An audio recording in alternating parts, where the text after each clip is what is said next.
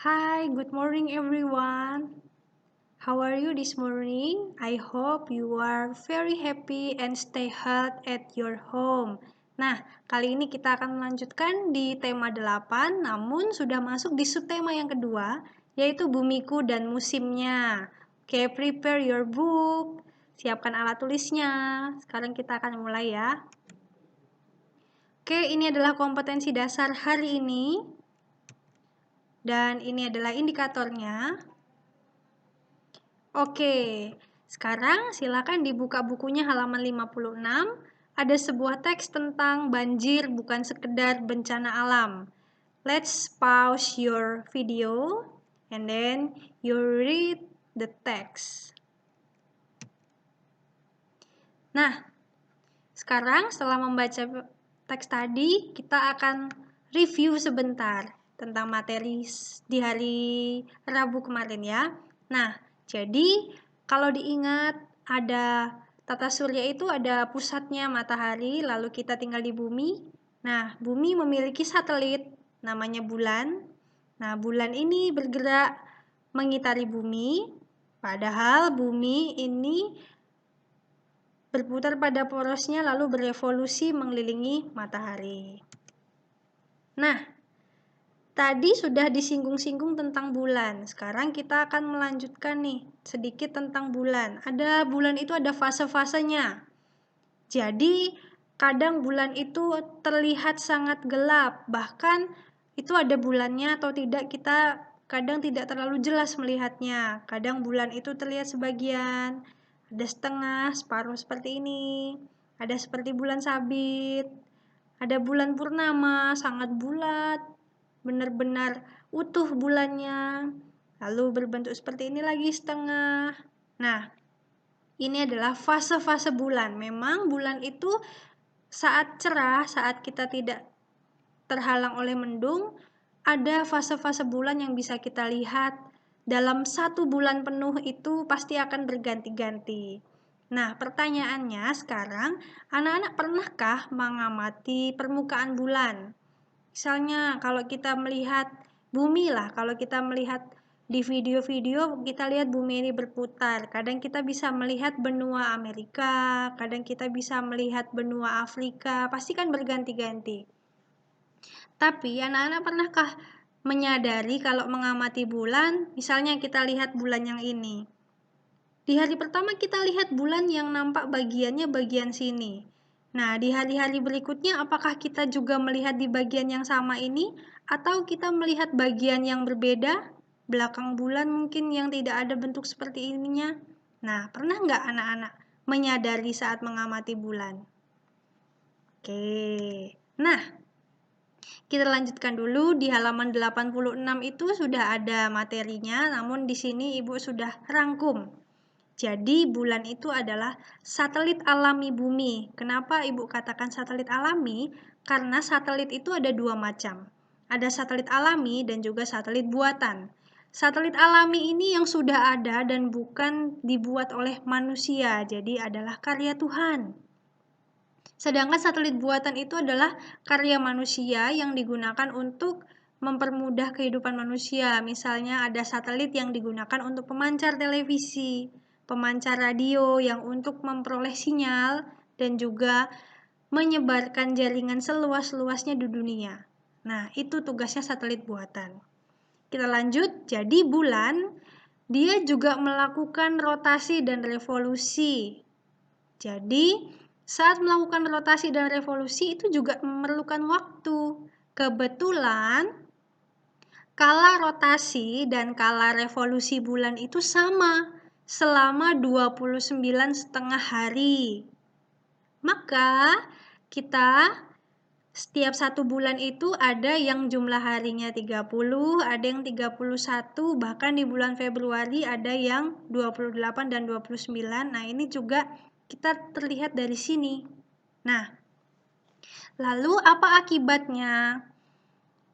Karena kala rotasi dan kala revolusi bulan itu sama, akibatnya kita selalu melihat permukaan bulan yang Ibu katakan tadi, kita melihat permukaan bulan dari bumi itu selalu sama. Misalnya di hari pertama kita lihat bentuk bulan itu seperti ini, lalu bagian-bagiannya itu nampaknya seperti ini. Besok pasti lihat bentuknya begini lagi, hanya bedanya yang bagian sini tertutup atau yang sini tertutup, tapi pasti sama persis permukaan yang nampak itu seperti ini. Nah, itu disebabkan karena kala rotasi dan revolusi bulan itu sama. Kalau bumi, kala rotasi dan kala revolusinya berbeda. Kala rotasinya 24 jam, sedangkan kala revolusinya 365 hari. Nah, selanjutnya gravitasi bulan. Bulan ini juga memiliki gaya gravitasi. Kalau kemarin kita sudah lihat, ternyata matahari dan bumi itu sama-sama mempunyai gaya gravitasi. Nah, karena ada gravitasi bumi dan matahari, maka gerakan bumi mengelilingi matahari itu berbentuk elips. Nah, ada jalurnya. Sama, bulan juga memiliki gravitasi. Kalau bulan tidak punya gravitasi, otomatis bulan ini sudah tertarik ke bumi. Nah, kalau bulan tertarik ke bumi, otomatis bulan ini akan jatuh. Seperti meteor jatuh ke bumi. Nah, seperti itu ya. Tapi kan tidak. Ternyata bulan memiliki gravitasi. Nah, gravitasi bulan ini bisa menyebabkan terjadinya pasang surut di lautan. Jadi kadang kita melihat di laut, airnya tinggi sekali, sedang pasang naik. Tapi kadang kita lihat, loh kok airnya surut sekali, jauh sekali ya air lautnya. Nah, itulah pasang surut yang disebabkan oleh gravitasi bulan. Selanjutnya, ternyata karena gerak bulan yang mengitari bumi, karena bulan berevolusi mengelilingi bumi, ini dapat memungkinkan terjadinya gerhana. Gerhana, anak-anak tahu ya, pasti sudah sering lihat. Nah, sekarang ini ada simulasinya. Bagaimana proses gerhana itu terjadi? Jadi, kan posisinya di sini ada matahari, lalu ada bumi, dan ini adalah bulan. Bulan ini pengiring bumi, satelit alaminya bumi. Nah, seperti apa gerakannya kan seperti ini ya. Nah, lalu bisa terjadi gerhana saat mereka bertiga berada di posisi garis lurus seperti ini. Nah, maka kita lihat sama-sama, perhatikan baik-baik ya. Matahari ini kan bintang, dia akan memancarkan cahayanya. Posisi kita ada di bumi. Nah, bulan ini kan adalah satelit. Satelit ini tidak bisa memancarkan cahaya sendiri karena dia bukan bintang. Bulan ini akan terlihat kalau dia bisa memantulkan cahaya dari matahari. Nah, kita di bumi bisa melihat bulan kalau bulan ini bisa memantulkan cahaya dari matahari. Tapi kenyataannya karena posisinya satu garis lurus, matahari, bumi, bulan. Nah, terjadi gerhana bulan. Jadi, bulan di sini tidak bisa memantulkan cahaya matahari karena ketutup oleh bumi. Kita yang di bumi, loh kok bulannya tidak terlihat ya? Iya, tidak terlihat karena kita yang berada di bumi ini menutupi cahaya matahari ke bulan. Jadi bulannya tidak terlihat, ketutup oleh bayangan bumi. Nah, peristiwa inilah yang dinamakan gerhana bulan. Jadi posisinya adalah matahari, bumi, bulan. Kalau gerhana bulan yang berada di tengah adalah bumi. Besok kita akan pelajari kalau gerhana matahari posisinya seperti apa. Kali ini anak-anak ingat dulu kalau gerhana bulan yang ada di tengah posisinya ini adalah bumi. Kenapa terjadi gerhana bulan? Karena cahaya matahari ke bulan dihalangi oleh bumi. Jadi, bulan tidak mendapat cahaya, jadi kita tidak bisa melihat di sana ada bulan. Nah, lalu di sini ada yang namanya umbra dan penumbra. Jadi umbra ini adalah bayangan yang paling gelap, bayangan bumi yang paling gelap. Nah, karena bulan berada di umbra, ini ada namanya gerhana bulan total. Jadi benar-benar tertutup bulannya. Nah, sedangkan penumbra ini juga bayangan tapi tidak segelap yang di bagian umbra. Nah, sudah mulai bisa dipahami? Nah, ini adalah macam-macam moon eclipse, macam-macam gerhana bulan. Kalau dilihat ini seperti ini ya. Nah, nomor 1, 2, 3, 7, dan 8 ini adalah gerhana bulan penumbra. Bahkan kita tidak tahu kalau ini gerhana bulan, karena tadi penumbra itu bayangan, tapi yang tidak segelap di bagian umbra, jadi masih bisa terlihat. Nah, kelihatan ini adalah bayangan bumi yang menutupi bulan. Nah, di sini juga. Sedangkan nomor 4 dan 6 ini adalah gerhana bulan sebagian. Jadi sebagian permukaan bulan tertutup oleh bumi. Ini cuma sedikit yang terlihat. Nah, yang gerhana bulan total yang ini. Jadi bulan ini tertutup sepenuhnya oleh bayangan bumi. Bisa dipahami kan ya? Oke, mantap. Nah, now let's continue to learn about tari kreasi daerah. Yang pertama ada tari Bedoyo Ketawang. Tulisannya memang Bedaya, tapi bacanya itu tari Bedoyo Ketawang. Ini dari Surakarta. Surakarta itu Jawa Tengah. Sama kalau kita sering dengar Solo, nah daerah situ. Jadi tari Bedoyo Ketawang merupakan tarian sakral yang dipentaskan dalam Istana Kasunanan Surakarta, Jawa Tengah di Keraton Solo. Jadi tari Bedoyo Ketawang ini kalau mau lihat itu biasanya di Keraton Solo. Pementasannya dilakukan 1 kali dalam setahun, yaitu ketika upacara penobatan raja baru atau peringatan penobatan raja atau sunan. Ada juga yang menyebut tarian ini sebagai tarian langit, karena tari Bedoyo Ketawang diiringi dengan musik pokok bentuk ketawang dari Jawa yang berarti langit. Tari Bedoyo Ketawang merupakan tarian sakral yang suci atau bersih karena memiliki persyaratan tertentu.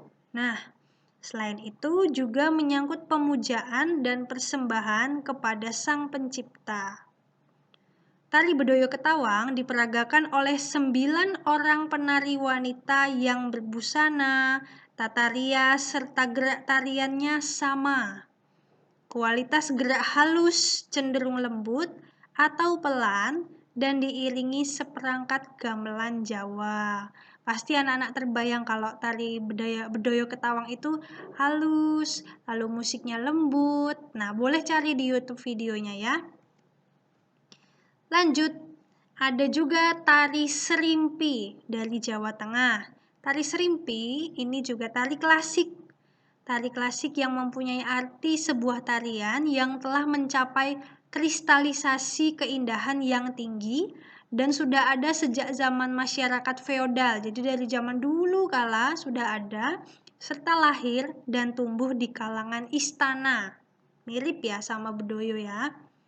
Tari Serimpi yang sudah banyak dipentaskan ini memiliki gerak lemah gemulai yang menggambarkan kesopanan dan kehalusan budi. Kelemah lembutan ragam gerak yang ditunjukkan dari gerakan yang pelan serta anggun dengan diiringi suara iringan musik gamelan. Nah, Serimpi hanya boleh dipentaskan oleh orang-orang yang dipilih keraton. Wah, bangga sekali pasti perempuan-perempuan di Jawa Tengah yang terpilih untuk menarikan tari Serimpi ini. Karena keraton loh yang milih. Serimpi memiliki tingkat kesakralan yang sama dengan pusaka atau benda-benda yang melambangkan kekuasaan raja yang berasal dari zaman Jawa Hindu. Meskipun sifatnya tidak sesakral tari Bedoyo, jadi lebih sakral tari Bedoyo dibandingkan tari Serimpi. Tapi menjadi perempuan yang menari tari Serimpi saja pasti sudah sangat bangga. Nah, dari Jawa kita ke Sulawesi Selatan ada tari Pakarena. Tari Pakarena merupakan tarian tradisional dari Sulawesi Selatan yang diiringi oleh dua alat musik dua, kepala drum atau gandrang, dan sepasang instrumen alat semacam suling, atau di sana sebutnya puik-puik. Tari Pakarena yang selama ini dimainkan oleh maestro tari Pakarena, Mak Copong Daeng Ranu yang sudah meninggal di Kabupaten Goa, Terdapat jenis tari Pakarena lain yang berasal dari Kabupaten Kepulauan Selayar, yaitu tari Pakarena Gantarang. Alasan dinamakan sebagai tari Pakarena Gantarang karena tarian ini berasal dari sebuah perkampungan yang merupakan pusat kerajaan di Pulau Selayar pada masa lalu, yaitu Gantarang Lalang Bata. Tarian yang dimainkan oleh 4 orang penari perempuan pertama kali ditampilkan pada abad ke-17, tepatnya tahun 1903 saat Pangalipata Raja dinobatkan sebagai raja di Gantarang Lalang Bata. Nah, ada tari gantar dari Kalimantan Timur. Menurut cerita yang ada, tari gantar ditarikan pada saat upacara adat tertentu. Terdapat versi cerita lain yang mengatakan bahwa tari gantar merupakan tarian yang dipentaskan pada saat upacara pesta tanam padi. Properti yang digunakan adalah sebuah tongkat panjang kurang lebih 60 cm. Nah, ini tongkatnya. Dan ujungnya dihiasi rumbai-rumbai. Nih ada ya, kelihatan. Tongkat panjang yang digunakan dalam menari berfungsi untuk melubangi tanah. Bambu yang pendek digunakan untuk menaburkan benih padi pada lubangannya. Pola gerak hentakan kaki menggambarkan cara menutup lubang pada tanah yang telah ditaburi benih padi. Jadi tari ini sebenarnya melambangkan sekaligus menceritakan ketika orang sedang menanam padi. Oke, banyak sekali yang dipelajari hari ini. Jangan lupa selalu belajar ya, tetap semangat, stay healthy at home, stay happy. Salam untuk keluarga di rumah. Terima kasih.